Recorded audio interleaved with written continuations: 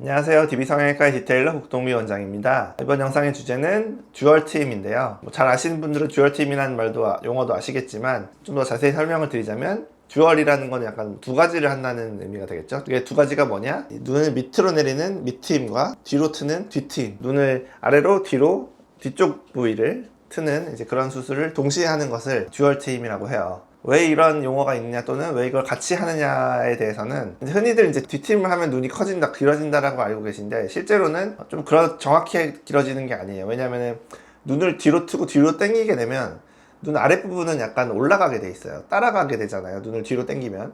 그러면은 자기 눈 모양 그대로 커지는 게 아니라 뒤로 길어진 건 맞는데 약간 째져 보이고 밑에는 오히려 올라가 보이는 그런 잘못된 현상이 일어날 수 있죠.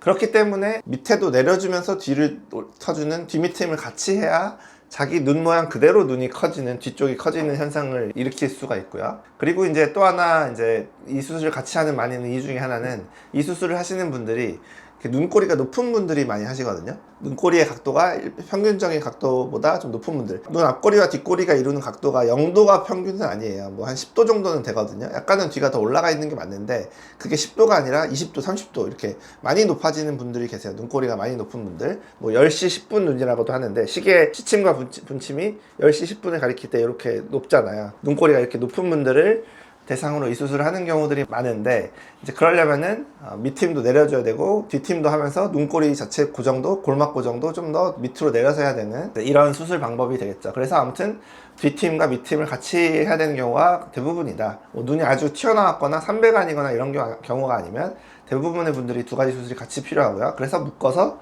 듀얼팀이라고 하죠. 근데 이 수술은 일단 앞팀하고 좀 개념이 달라서 눈의 경계 부위를 트는 거거든요. 그래서 피부와 피부를 꼬매는 게 아니고요, 결막과 피부를 꼬매게 돼 있어요. 그 경계 부위를 트니까요. 그래서 이제 실도 좀 늦게 뽑게 되거든요. 피부와 피부를 꼬매면 우리가 보통 일주일 안에 실을 뺄 수가 있는데 이 결막과 피부를 꼬매게 되면 아무는데 시간이 좀 더 필요하겠죠. 벌어질 확률도 높고. 그래서 보통 저는 10일째 실을 뽑게 돼요. 10일간은 이제 집에서 이제 회복을 하시다가 10일째 와서 실을 뽑게 돼서 보통 10일째 사진들이 남아있고 실을 다 제거한 거니까. 다른 수술을 같이 하셨어도 다른 수술들은 뭐 5일째 빼고 이거 뒷팀 실은 10일까지 뒀다가 10일째 이제 뽑게 되면 실이 다 없어진 상태로 사진이 찍히게 되는 거죠. 그리고 이제 또한 이 수술에 대해서 좀 아시는 분들은 이제 궁금해 하시는 것들이 또는 우려하시는 부분들이 결막 부종이라는 게 있는데요. 아까 잠깐 말씀드렸지만 이 수술은 눈의 경계 부위를 트는 것이기 때문에 결막을 약간 건드릴 수밖에 없어요. 그래서 건드리고 째고 트고 그 다음에 마지막에 꼬매게 되는 거죠. 근데 이제 뭐예요? 결막은 우리 피부보다 약해요. 이 결막이라는 것은 굉장히 약해 보이잖아요. 그래서 그 잘못 조금만 건드려서 부을 수 있고 충혈될 수 있고 뭐 실핏줄도 터지고 그러죠. 그러다 보니까 좀 실도 늦게 뽑는 거가 되는데 약한 부위이기 때문에 거기에 만약에 붓기가 생기게 되면 결막 부종이라는 말이 결막이 부었다는 말인데 피부 부종이라는 말은 잘 안 쓰잖아요. 그냥 붓기라고 말을 쓰는데 결막 부종이라는 말을 따로 쓰는 이유 자체가 굉장히 심하게 좀 흉하게 붓기 때문이에요. 그러니까 약한 조직이니까 부었을 때 더 많이 부풀어 오르고 뭔가 이상이 생긴 것 같이 많이 붓게 되죠. 그래서 이제 그런 모습이 흉하기 때문에 그리고 잘 안 없어지기 때문에 그 어떤 뭐 부작용이 생긴 건 아닌가, 문제가 생긴 건 아닌가, 나아지지 않는 건 아닌가, 이제 이런 우려들을 많이 하시거든요. 결막 부종에 대해서 이제 우려들을 하시는데 이런 부분들을 최소화해야겠죠. 이것도 제 생각에는 결막 부종이 생기는 이유가 이제 결막을 어느 정도 건드릴 수밖에 없기 때문에 100% 막을 수는 없지만 결막을 얼마나 건드리느냐가 문제인 거죠. 그래서 이제 저는 수술하면서 이게 약간의 열이 가해지게 되거든요. 수술을 뭐 칼과 가위로만 하는 게 아니잖아요. 지혈도 해가면서 해야 되고 어떤 부위는 곱이라는 전기 소작기로 이렇게 째기도 하고 그렇기 때문에 열이 가해지게 되는데 그 열이 가해지면 약간의 어떻게 보면 경미한 화상이 입는 거죠, 결막에. 그러면 저는 붓기가 결막 부종이 생기는 거라고 추측하거든요. 그래서 이제 그런 과정, 결막에 열이 가해지는 과정을 최소화하는 것이 결막 부종을 최대한 예방하는 길이다 라는 컨셉으로 수술을 하고 있어요. 그랬더니 실제로 결막 부종이 잘 생기지 않더라.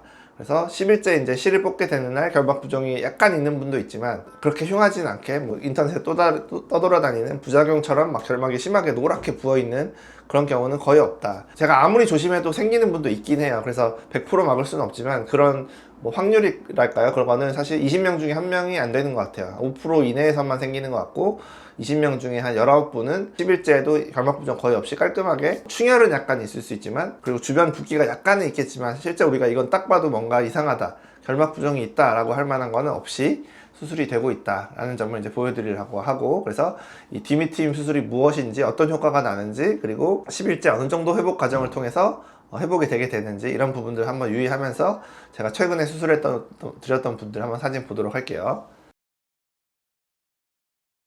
자, 첫 번째 케이스, 약간 비대칭 케이스인데 오른쪽 눈꼬리가 더 높죠. 그래서 오른쪽 눈꼬리를 좀 더 내리는 그런 듀얼 트림을 해드렸고, 수술 후 10일째 약간 충혈이 약간 있고 결막 부종도 살짝 있다고 할 수는 있는데 사실 별로 없고, 눈꼬리가 잘 낮아졌고 10일째 그렇게 흉하지 않게 회복이 되고 있는 모습이죠. 실밥 뽑은 날 사진이고요. 자, 두 번째 케이스는 이제 쌍꺼풀 수술을 하고 뭐 이런 걸 같이 좀 했는데, 아무튼 뒤쪽만 보시면 눈꼬리가 좀 높잖아요. 그래서 이 눈꼬리를 낮추는 듀얼 트림을 해드렸고, 좀 약간 수술 전에는 좀 싸나워 보이는 인상이었다고 하면 수술 후에는 좀 더 강아지상 눈, 눈꼬리가 낮아져 가지고 강아지상 눈이 됐죠. 선해 보이죠.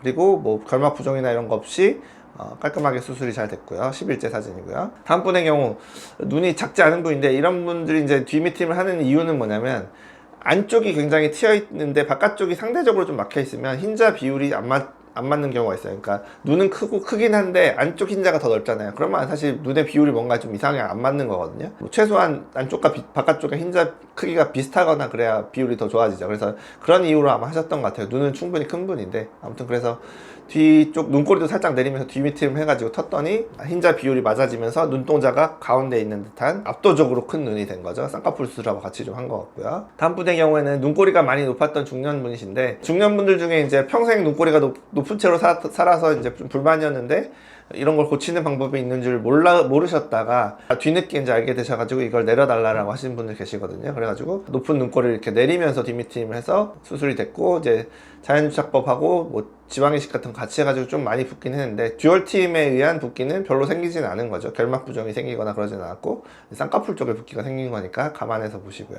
다음 분의 경우는 이미 약간 삼배간인 여자분이셨는데, 이런 분의 경우도 이제 눈꼬리가 좀 높은 것만 좀 내리고 싶다라는 이렇게 말씀하시는 경우가 있거든요. 수술 전 사진이 좀 잘못 찍힌 것 같기도 한데 삼배간이 좀 심하게 보였죠. 이렇게까지 심했으면 사실 디미팀을 안 권하는 경우도 있는데 실제로는 이렇지는 않았던 것 같아요. 그래서 수술 후에 좀 가로가 짧았던 눈이라서 앞팀과 듀얼팀을 같이 해가지고 좀 꼬막 눈을 해결하기 위해서 눈 길이를 확실히 길어드리게 바꿔드렸던 분이고, 수술 후에는 사진이 제대로 찍혔는지 삼배간 없이, 삼배간이 될 수도 있는 우려가 되는 케이스는 밑팀을 더 바깥쪽을 조금만 내려요. 더 안쪽을 내리지 않고 바깥쪽을 내리게 되면 흑자가 이렇게 뜨지는 않거든요. 그런 조절을 통해서 삼배간을 막으면서도 눈은 길어지게 해드릴 수 있는 거죠. 다음 케이스는 눈도 좀 작으면서 막혀 있으면서 이제 눈꼬리가 높은 이런 전형적인 디미팀을 해야 되는 케이스죠. 그래서 눈꼬리 내리면서 디미팀을 해드렸고, 수술 후 10일째 약간 충혈은 있네요. 이분은 빨갛게 그 CP줄이 약간 충혈된, 피가 몰려있는 듯한 빨갛게 충혈된 이런 모습은 있죠. 이것까지 막기는 정말 힘든 것 같아요. 그래서 약간의 부종과 충혈은 있을 수 있지만 엄청나게 흉하지는 않게 수술이 회복이 잘 되고 있는 모습이죠. 다음 분의 경우도 눈꼬리가 많이 올라가 있고 눈이 가로가 짧은 분이라서 눈꼬리 좀 내리면서 디미팀 해드렸고요. 수술 후 10일째 약간의 충혈만 있고 부종 없이 수술이 잘 되었죠. 다음 분 눈꼬리를 살짝 내려달라고 하셨고 좀 더 길게 빼달라고 하셔서 디미팀해서 뒤쪽이 각도가 좀 바뀌었죠. 그리고 약간의 충혈만 있고 실 뽑은 날 회복이 잘 되고 있는 모습 보이고 있고요. 다음 분의 경우도 이제 눈이 막 작은 눈은 아닌데 더 커지고 싶다 이런 분들 많죠. 그래서 디미팀을 하고 싶다 라고 하셔서 뒤쪽 눈꼬리도 살짝 내리면서 터가지고 훨씬 눈이 시원한 큰 눈이 됐죠. 많이 작은 분도 해야 되죠. 왜냐면 너무 작으니까 그걸 좀 만회하기 위해서 좀 해야 되는데, 눈이 이렇게 좀 약간 작지 않으면서 튀어나온 분이 하면 또 효과가 더 좋은 게 듀얼 팀이에요. 눈이 좀 튀어나왔기 때문에 뒤를 트는 양은 사실 비슷하게 터드리거든요. 3-4mm 트게 돼요. 근데 그 시각적인 효과, 커지는 효과 차이, 드라마틱한 변화는 오히려 눈이 좀 크게가 있는 분들에서 오히려 더 일어나는 게 사실이죠. 그래서 약간 눈이 작은 분도 필요하고 큰 분에게도 필요한 이제 그런 수술이 되겠죠. 자, 마지막 케이스는 남자분이셨는데요. 남자분들 중에서도 이렇게 눈 뒤가 이렇게까지 막혀 있는 분들은 디미팀이 필요해요. 이분도 본인이 원했는지 제가 권해드렸는지 잘 기억은 안 나는데, 아무튼 뒤가 이렇게 너무 막혀 있으니까 눈동자가 꼭 이렇게 바깥쪽에 있는 것 같잖아요. 이런 걸 또 뭐 이제 가성 외사시라고 할 수 있거든요. 그래서 이거를 뒤를 트고 나면 눈동자가 가운데로 가는 그런 효과를 줄 수가 있어요. 그래서 흰자 비율이 안쪽과 바깥쪽이 맞춰져야만 눈이 이제 비율이 맞게 되고 눈동자가 가운데에 있는 것 같은 효과가 난다. 그래서 젊은 남자분이라고 해도 이런 경우는 뒤밑트임을 할 수가 있고요. 이분의 경우에는 부종이 약간 생긴 거예요. 눈 쪽 왼쪽 밑에 보면 약간 노랗게 올라왔잖아요. 100% 막을 수는 없다. 약간 생기는 경우는 있다라고 말씀드렸는 게 이런 경우가 되겠고, 시간이 지나면서 이제 빠지게 되겠죠. 뭐 부종에 대해서 뭐 특별한 치료까지 필요한 경우는 아니라고 할 수 있어요. 제가 서론에서 많은 얘기를 드렸으니까 결론에서는 많은 얘기를 하진 않을 거고, 뒤밑트임이 연 수술이자 뒤쪽 흰자를 넓혀준다, 키워준다, 눈꼬리가 높으면 내릴 수 있다, 어떤 결막 부종이라는 큰 문제 없이 대부분의 분들은 수술이 잘 된다, 그런 방법이 있다, 그런 걸 이제 유의해서 하면 회복 과정을 훨씬 빠르게 줄일 수 있다. 실밥 뽑을 때 약간의 충혈 정도만 있고 회복이 거의 다 돼 있는 모습 확인할 수가 있었겠죠. 그래서 이런 수술이 필요한 분들에게 도움이 되셨길 바랍니다. 지금까지 DB 성형외과의 국동비 원장이었습니다. 감사합니다.